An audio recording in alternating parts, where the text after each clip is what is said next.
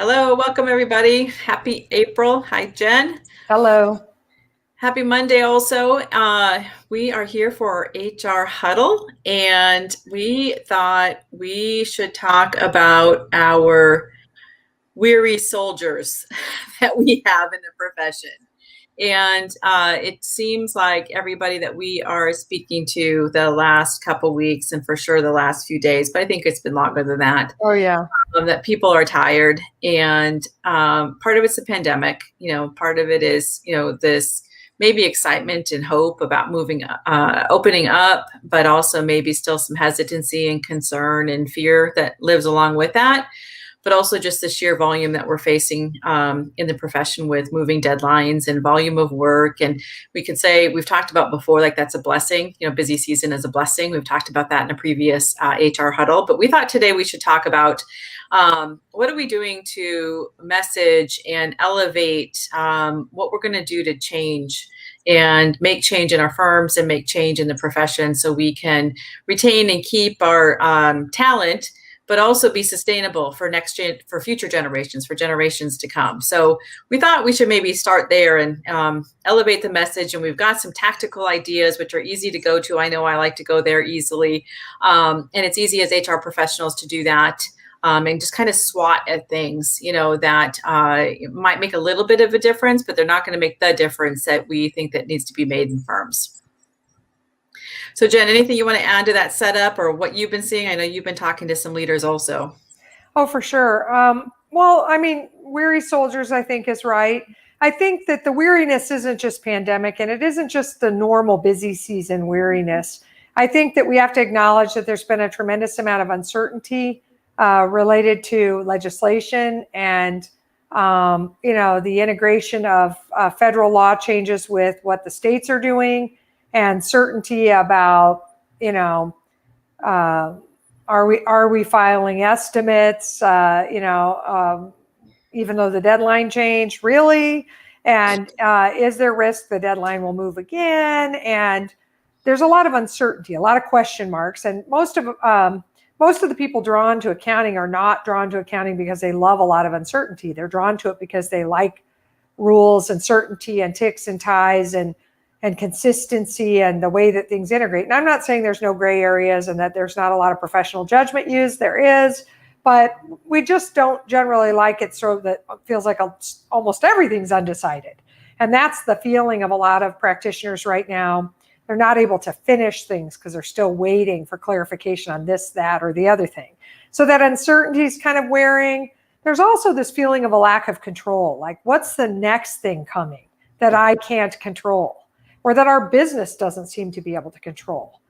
And what that's all kind of compiling into is a conversation that we're hearing in private coaching contemplation that we're hearing, and we're also hearing it sort of whispered to us from some that say, gosh, this profession is hard, and I don't know if I have what it takes to stand in it. And that's not just young people, the early pipeline. We're talking about experienced folks here, and even older partners closer to retirement who thought they would go 3 or 4 more years or 5 more years, and they're wondering.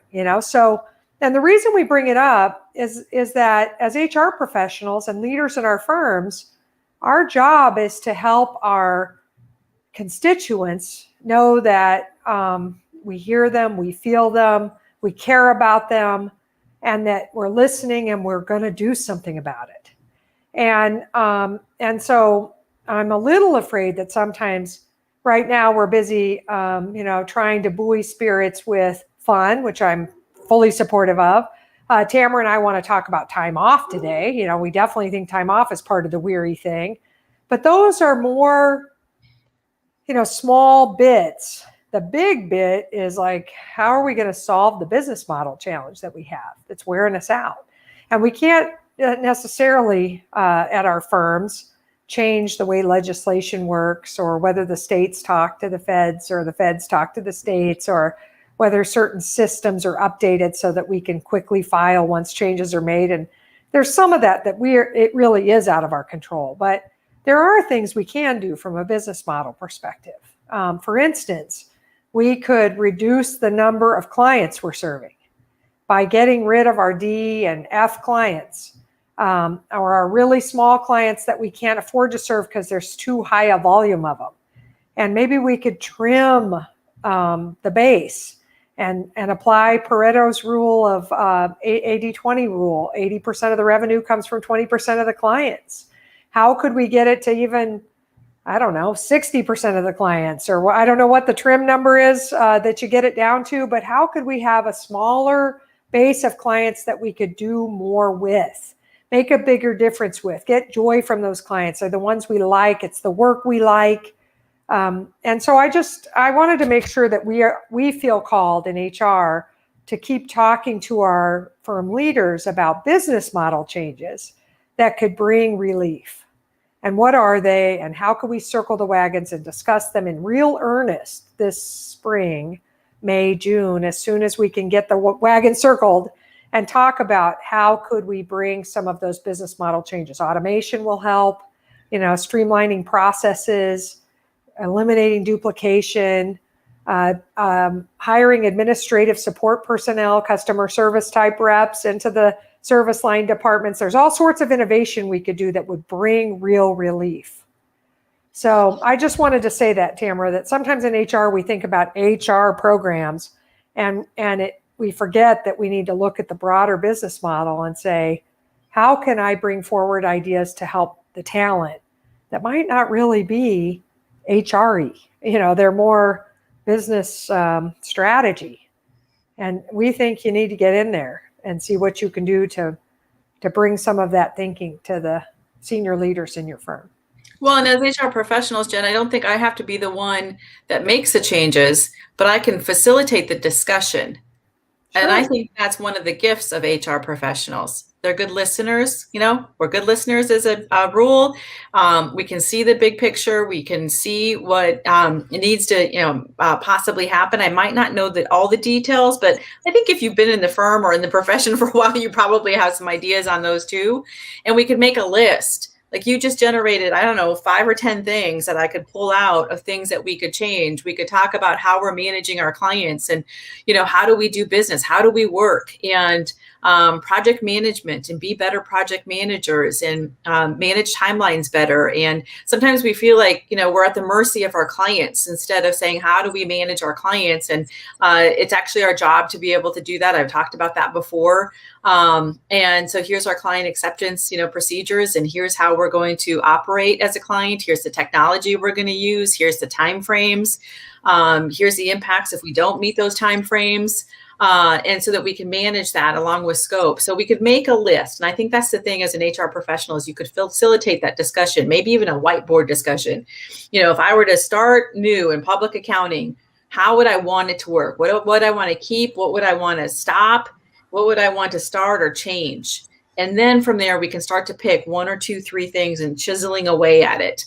I was on a coaching call today, and I was, talking to this, next gen manager, and he was like, "We've got to make change. I can't tell my people that it will get done. The work will just get done. That's what I get told, and I can't pass that message on and along to people." And so I said, we have to make that list and start chiseling away and get a group of people that are going to start to make those changes. And how do we make them uniformly so that we can start facilitating that? And people have to see the progress against the change too, because saying things like, the work will always gets done, it will get done, is not going to engender stickiness of your next gen, or, that we've been doing this for 30 years and, it's just how it is in the profession. And this is the hours that are worked. And people aren't going to hang for that. They're going to think something is better, or they're going to go make something better for themselves. And I don't think we want that. We've got a great profession. We've got great opportunity in the profession. There actually isn't a better time to be in the profession with all the opportunity, but it's also time to make change. Oh, for sure. And Tamera, I was just thinking, HR professionals can facilitate small focus groups of the best and brightest in the firm by discipline maybe, or by level. Making sure to have some diversity in the group in terms of age and gender and cultural background and personality and whatever else you can think of. But we can get focus groups of folks to give us ideas. We don't have to go in and have the answers. And it doesn't just have to be facilitating that whiteboard discussion with senior leadership, because they may be sort of stumped, they may be stopped. I think if they had all the answers, they'd have waved the wand. It would have been done. I think that they'll benefit from some of that focus group type, feedback and getting some common themes of some things that need to shift in the firm. And I think Tamera and I, we're sensitive right now because we feel we're close to a lot of people, not just senior leaders in firms, but we're close to a lot of, staff level folks and people on the path to partnership. And we both are feeling anxious about this spring. You've heard me say before on HR Huddles, May and November are quitting months. We're nervous about it because we would expect a little turnover post busy season, but we're concerned about what we're hearing. And so we think some top level messaging on, hey, we're really going to look at this and figure out how we can make shifts in the business model. That's what I would talk about. I wouldn't talk about little stuff. I'd talk about the big words, business model, and then ideas and how we're going to do these focus groups. And we're really going to get to work on change this summer to just cope with all that the market is throwing at us and get our lives to this joyful, cool place where we're capitalizing on all that opportunity Tamera talked about. Because it is real. There's tons of opportunity. Part of what frustrates us is we're buried in stuff we're not feeling it for. We don't feel like we're winning on it. Some of it may be compliance, and we're not winning. And the stuff we know would make a huge difference, we don't have time for. So how can we shift that?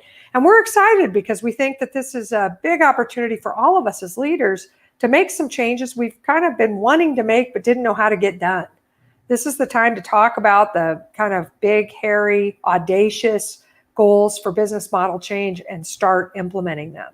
So I just wanted to make sure that we started with that context, because we think that any HR program changes you want to make need to somehow fall under that umbrella at this point in order for them to be heard and be relevant and really make an impact. Well, and I think, as you're generating those lists or having some, focus groups or discussions and, figuring out what the priorities are, you're going to have some quick wins also. You're going to have some easy stuff that we can just handle. What is it? And Jen alluded to one that came up for me today, and it's like, how do we ensure our people are taking vacations this year? Last year was such a strange year, and nobody wanted to go anywhere because we couldn't really travel. I was fortunate to be able to drive up to a family cabin, but a lot of people didn't have access to that, and to stay home when we're working from home did not feel like time off or relaxing or anything. It just wasn't distracting our minds or anything like that. And I think I've been hearing that people are trying to make sure people can take vacations, or trying to treat 4/15 as the deadline, even though it moved to May 17. And so how do we make sure that people are able to invest in themselves, re-energize, rejuvenate, get away, whatever it is that they need to do. And we do need to be consistent on that around the firm, across departments, across partners and leaders, because we hear that I can't take time off. We're too busy. I can never, figure that out. And a lot of my coaching calls were like trying to figure out how do we navigate that and plan for it and communicate, what it is. And so as an HR professional, we can say, how can we facilitate the support of that? And what can we do to make sure that clients feel supported, leaders feel supported, plan in advance, communicate what's going to get done, what's not going to get done, manage timelines accordingly. There's things that we can do to make that happen. And maybe I need to check in, or maybe there is something scheduled that I need to work a couple hours and that's all that's planned. We try not to do too much of that. But how can we, facilitate that? So that's just like one of example that there might be some really simple, quick hits that we just say, hey, leadership team, we need to get consistent on this approach. We need to make sure our people are taking time off. Everybody should have something scheduled. How do we support that with the clients? What's our messaging? Give them messaging to say, so that we're not saying something off message, like, it's nice of you to have a vacation, or, things like that. We say offhanded comments that we have to be really, really careful about. So we can help with the messaging and communication too. Yes, like partners saying what you were just saying. I'm glad you got to take a vacation. Like that kind of smart aleck thing. Yes. Tamera, so throughout the pandemic, because every firm is different, some are meeting in person back at the office, they've never left, or they left and went back early. Others have never gone back. They're completely remote. They plan to stay that way until at least the middle of the year or further. So it's all over the map. But one thing that is for sure that we've said the whole time, regardless of your structure, is we need sort of a person-to-person defense where every single person that is a staff person, so below partner, even if they're principals or non-equity partners, they still need this. They need a shepherd. If you want to think of them as our most important sheep, our people, they need a shepherd, and we need a 1-to-1 ratio. We need to be clear, Jennifer, who's she shepherding, and what people is she responsible for staying in touch with? Now, early in the pandemic, I think firms did a brilliant job with this. They kept that 1-to-1 communication check-in going, but then they fell off last year sometime. And certainly check-in calls and things tend to not happen as much during busy periods. But right now, if we're thinking about vacation and time off, that's a perfect agenda item to put on all the shepherds' agendas for their next check-in with everybody. Right. And each person should be encouraged to take time off, to have a plan for time off this spring or summer when they can find a period. And it's busy in some departments right now. In other areas, they're going to fire up and get busy the second half. If I was a not-for-profit auditor, I might not be as busy yet, but I'm about to get super busy. And if I don't also do for-profit, then I might have a little bit of wiggle room to get that vacation in now. So all different kinds of calendars and structures inside your firms, every person should be planning time off. And you might run into the argument of like, I want to wait till I can travel. I want to wait till I can leave the country, well, I hear that, but you can't keep all your time off for the whole year and take nothing and not take any mental breaks or any rest from this work. We're worried about people's mental well-being as well as their physical well-being. And I think people are more hopeless and they are more apt to quit if they are burnt. And they're burnt because they haven't had a mental break. They haven't had a chance to really rest. So I would work on that as a shepherd. I would make sure that every one of my people, we talked about their time off plan. The other thing that we saw last year, some firms did this, it wasn't a majority, but I thought it was kind of an innovative idea. They picked a month that they thought wasn't going to be that nuts, and they said, we're closing every Friday. So, we'll fix those of you who won't take any time off. We're going to close. We're going to shut down the business. Now, of course, I can still sneak around. We're in anytime, anywhere work culture. We're completely remote. We could be closed and I could still be working. And so we'll have to watch for that. Somebody's really working on the days we're closed. But for the most part, it helps people feel better about taking time off when everyone else stops sending emails, when everyone else stops calling or Teamsing. Well, and that's what some people did, is they said explicitly, no emails this day. You have to save your emails, schedule them. Yeah, schedule them if you're going to sneak around. Yeah, because otherwise you're emailing me, you're saying I'm off, but now I'm getting pinged on my phone or whatever. I feel like I have to respond to that, or the clients, I have to respond to that. Yes. So we have to be really crystal clear about that. Yeah, but I really like that. And I know that it helped last year for the firms that did it, that they felt, all of them, a little bit of relief, just like, oh, good. At least my own firm will stop talking to me for the day. And in my firm, if I give everybody, say, please stop, all of you, please be off, my life is infinitely better because most of my email feels like it comes from my team. And so I don't think it's any joke with your people for us to be quiet on email, take a moratorium, a no email day. I think that's a really good idea. The other thing that I read, and I furthered it in social media, was the idea of if we aren't going to take the day off, no Zoom, no video, no Teams meetings of any kind on Fridays for this month. So a no meeting Friday, where we're just not going to allow it. And people can know that they could just use Friday to shovel and get work done and not be called into meetings. Because one of the weird things that's happened is we're having tons of video meetings. We're doing it all day, every day, and nobody has time to process work that requires thinking away from conversation. And so they're doing that work at night or on the weekends, and that's draining. So I loved that idea when I heard it too. I think that's brilliant. I mean, then I don't have to feel the pressure that I have to be up and ready for a meeting. And there is some exhaustion. Everybody talks about Zoom fatigue, and it's real. And being under the lights, and having to generate the energy. It's different, on digital experience than it is in person. Yes, Jen for and I sure. get energy from each other, and we've been doing this a long time in a remote virtual environment, but it is different than being next to each other and facilitating something. So I think we do need to pay attention to that. So there are some ideas, to consider. But I think the biggest thing is to start to, make a list of what can we change, and start helping firm leaders message, the change and the commitment to change, and how can we start doing some listening groups or focus groups so that we can start to make that list and then pick a few things, get your next gen cross department, cross function, maybe a pop-up group to start implementing some of those ideas and helping to prioritize which ones are going to make the biggest difference. You'll start to, feel relief. Your people will start to see we can change this profession. We can make it even better, build on all the success that we've had over the years into something new, and really transform it. Yeah, I love it. So I think we're about at time on that topic. So we look forward to seeing you again in a week. We'll see you on Monday.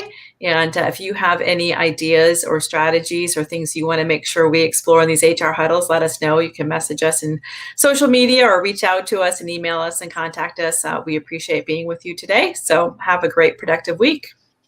Bye, all. Thank you.